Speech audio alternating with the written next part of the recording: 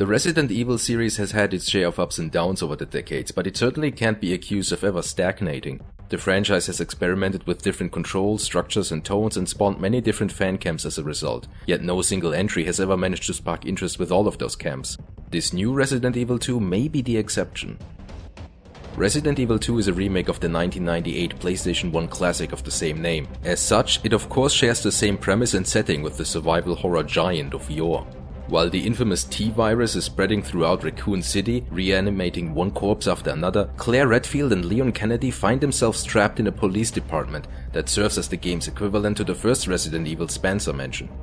While the purpose of the story consists mainly in propelling the gameplay along and establishing context for the undead creatures that have taken over, the improved dialogue and voice acting add a great deal of authenticity to the zombie apocalypse.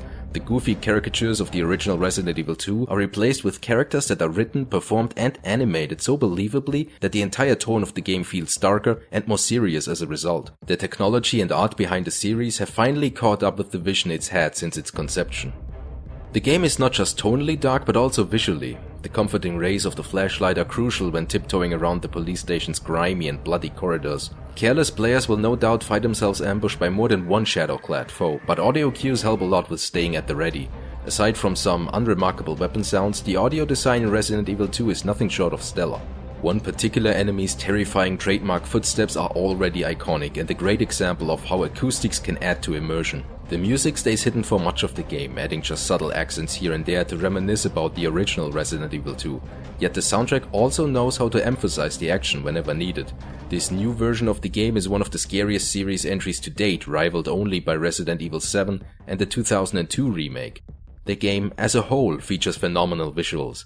Between the realistic facial features, the organic animations, and the jaw-dropping fire effects, there's a lot of eye candy to behold in Resident Evil 2.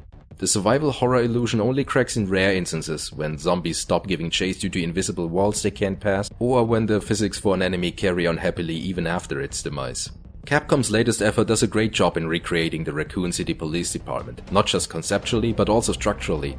The game's environments are anything but linear. Different sections are intertwined horizontally and vertically in numerous ways, virtually creating entire labyrinths for Leon and Claire to navigate through. However, they are not the kinds of labyrinths the player gets stuck in for hours. There are always subtle nudges pointing the character to the next point of interest, making for a consistent pace governed by exploration and discovery. In terms of progression, the game is a classic Resident Evil true and true, harkening back to the Metroidvania-type structure the franchise was known for until its fourth installment changed the formula. However, the new Resident Evil 2 doesn't share the control scheme of the original template. Contrary to popular belief, fixed camera angles and traditional tank controls are a great combination even today, but it's true that many, if not most gamers nowadays are not very familiar with that type of experience. Knowing that, Capcom has recreated this horror classic with a much more commonplace third-person perspective akin to some newer Resident Evil games such as 6 or Revelations 2. While many die-hard fans of the franchise undoubtedly miss the controls, the new method works just as well, and even though it's not necessarily a better alternative, it is a more modern approach that's able to resonate with more players, making the game ultimately more accessible. Leon and Claire can now even shoot while moving, mind-blowing, right? The developers have created a perfect blend of the classic Resident Evil map structures and progression style on one hand, and the more modern controls and camera perspectives on the other. Like in the original, the story mode in Resident Evil 2 is split into 4 different scenarios, 2 per character. While Leon's and Claire's playthroughs differ quite substantially from one another in certain sections, the scenarios that share the same player character are almost identical. This is where Capcom could have expanded the plot a little and maybe delve more into the backstories of other characters, for example. As it stands though, it's not worth playing through all 4 campaigns. Just one playthrough per character essentially tells the whole story over a combined playtime of around 14 to 18 hours casually. Players who really want to challenge themselves can play the game on the hardcore difficulty. This setting features much stronger enemies and requires the player to use ink ribbons, of which there are a limited quantity, in order to save. A callback to the classic Resident Evil games, albeit much more challenging than any of them. In addition to all of that, Resident Evil 2 also includes some unlockable bonus modes that are more heavily focused on delivering fast-paced action, but maintain the importance of clever resource management. The game offers plenty of content, and that's without even mentioning the free DLC.